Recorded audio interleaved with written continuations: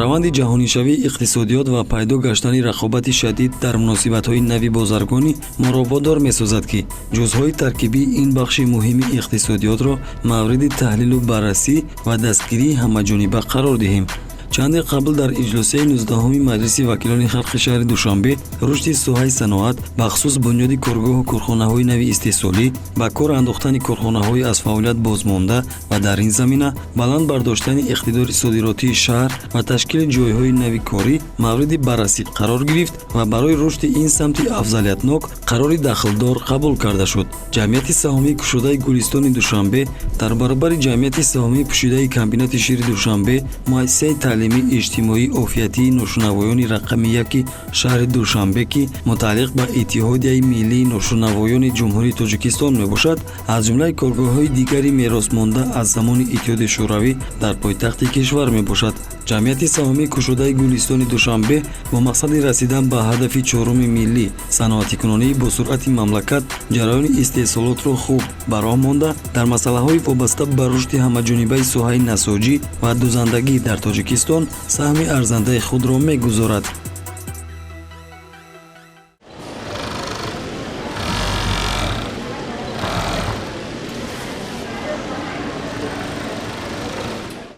چند سال شد که در اینجا کار میکنید شما؟ ما 14 سال شده سیخ کار کردیم. شبکه میدوزیم، کیسه میدوزیم، ریشکمی نمیزنیم. همه چی واسطه با همه کار بردیم. معاش میگیرید سر ما؟ معاش میگیریم. 600 700 میگیریم، 800 میگیریم، هر چه میگیریم.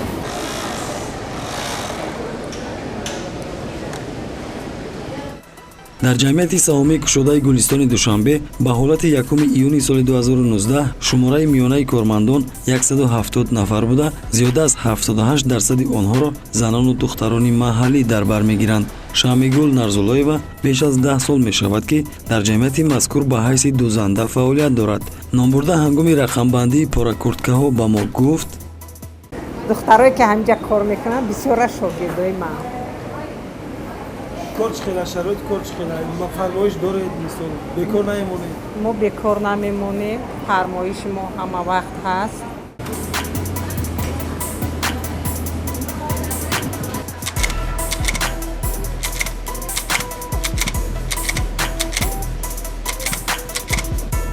маҳсулоти истеҳсолгардида дар ҷамъияти саҳмии кушодаи Гулистони Душанбе иборат аст аз маҷмӯи либосҳои варзишӣ, шимҳои ҷинс, либосҳои махсуси корӣ, куртаю курткаҳо ва ғайра ки теъдоди онҳо 53400 ададро ташкил медиҳад. ҷамъияти мазкур дар баробари сехҳои истеҳсолии бурандагӣ, дузандагӣ ва озмоишгоҳ ҳамчунин сехҳои махсус барои духтани либосҳои низомӣ дорад ки ҳангоми фармоиш бо тамоми иқтидор метавонад фаъолият кунад. ҷараёни истеҳсолӣ дар ин корхона аз сехи бурандагӣ оғоз меёбад. ҳар либосе ки мувофиқ ба фармоиш ба сехи дузандагӣ ба дасти дузандаҳо дар шакли пора ё буридашуда интиқол меёбад, аввал дар ин сех бо ҳамин дастгоҳ дар доираи андозаи лозима бурида мешавад.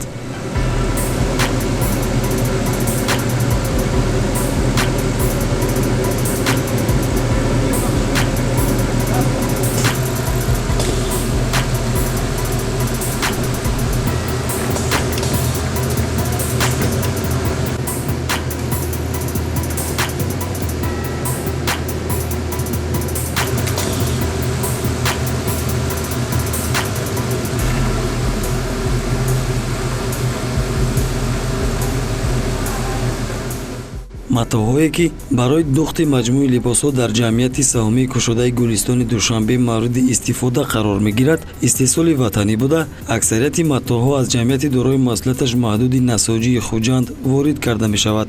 ҳангоми духти либосҳо дар баробари матоъҳои пахтагии ватанӣ, матоъҳои воридотӣ аз хуруҷи мамлакат низ истифода бурда мешавад.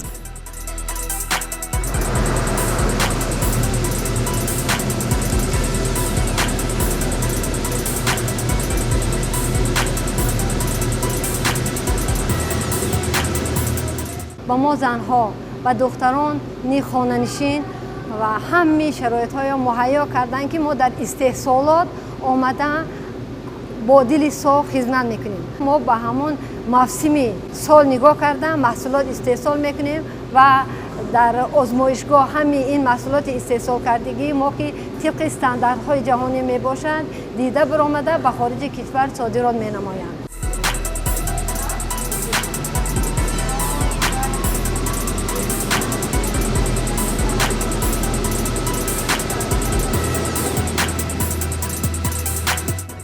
ҷамъияти саҳомии кушодаи гулистони душанбе дар асоси шартномаи тарафайн бахши асосии маҳсулоти истеҳсолии худро ба Федератсияи Россия содирот мекунад. Бо ин тартиб ҷамъияти мазкур аз ҷумлаи фабрикаҳои намунавӣ ва ангуштшумори шаҳри Душанбе ба шумор меравад, ки бо маҳсулоти баландсифати дузандагии худ истеҳсолоти ҷумҳурии Тоҷикистонро дар кишварҳои хориҷ муаррифӣ мекунад.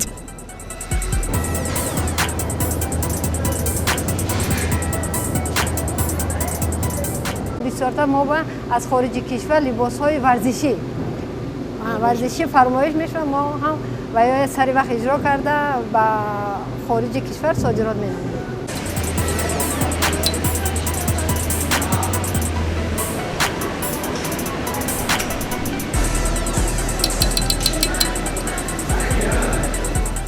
ҷамъияти саҳомии кушодаи гулистони Душанбе давоми нимсолаи аввали соли 2019 ба маблағи 10 миллиону 37 ҳазору 991 сомонӣ маҳсулоти дузандагӣ истеҳсол кард, ки ҳаҷми истеҳсол дар моҳи июни соли ҷорӣ 471 ҳазору 949 сомониро дар бар мегирад. Дар давоми 6 моҳи аввали соли 2019 ҷамъияти мазкур ба хориҷи кишвар ба маблағи 2 миллиону 9 ҳазору 853 сомонӣ маҳсулоти дузандагӣ содирот кардааст.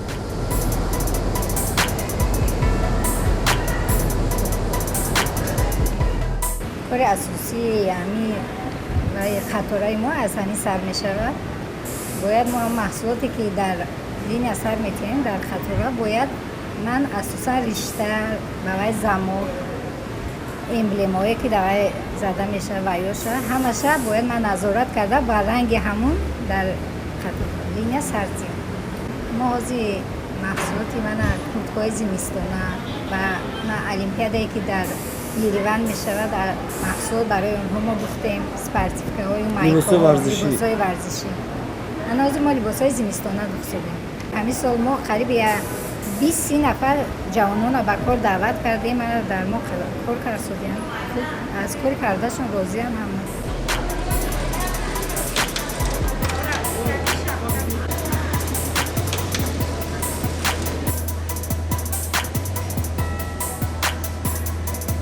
дар корхона ба таври доимӣ ҷиҳати омӯзонидани занону духтарони маҳаллӣ бо касби дузандагӣ шогирдон ба кор ҷалб карда мешаванд.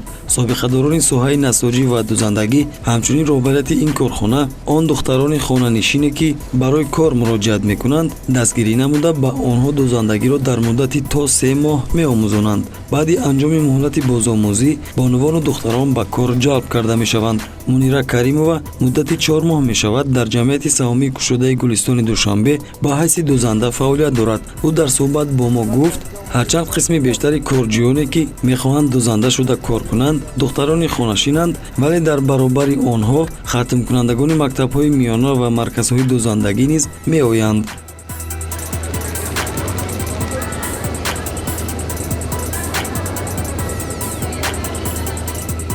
дар корхонаи мо бисёр зану духтаро кор мекунанд. мо мехоҳем ки аз ҳар киҷо духтарои хонашин, занҳои хонашин биёянд кор кунанд.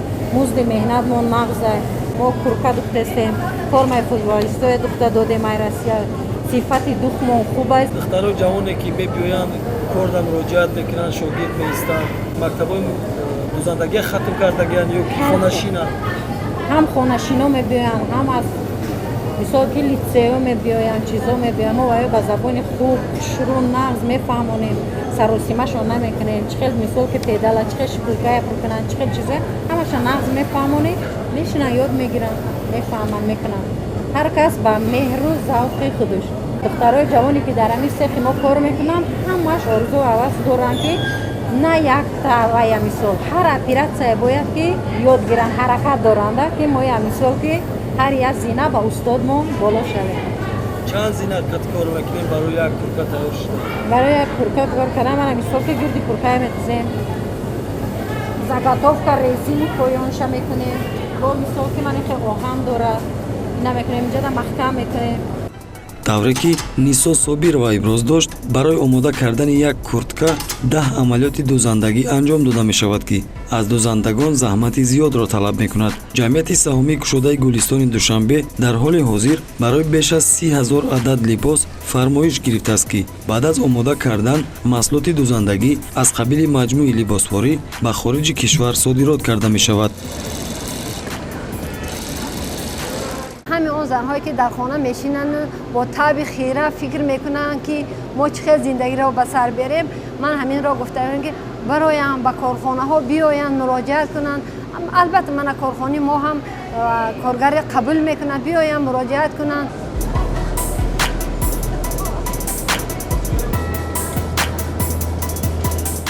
ҷамъияти саҳомии кушодаи Гулистони Душанбе дар бинои худ мағозаи фирмавӣ дорад, ки маҳсулоти дузандагиро ба фурӯш гузоштааст. дар ин фурӯшгоҳ либосҳои варзишӣ, шими ҷинс ва либосҳои мактабӣ барои хонандагон бо нархи арзон ва сифати баланд фурӯхта мешавад. ҳар нафар метавонад аз дилхоҳ навъи маҳсулоти истеҳсоли ватанӣ харидорӣ намояд. имрӯз кишварҳои ҳамсоя ба соҳаи насоҷиву дузандагии худ аҳамияти ҷиддӣ медиҳанд, то дар баробари таъмини бозори дохилӣ бо маҳсулоти насоҷиву дузандагӣ ба бозорҳои минтақавӣ ва ҷаҳонӣ роҳ ёбанд.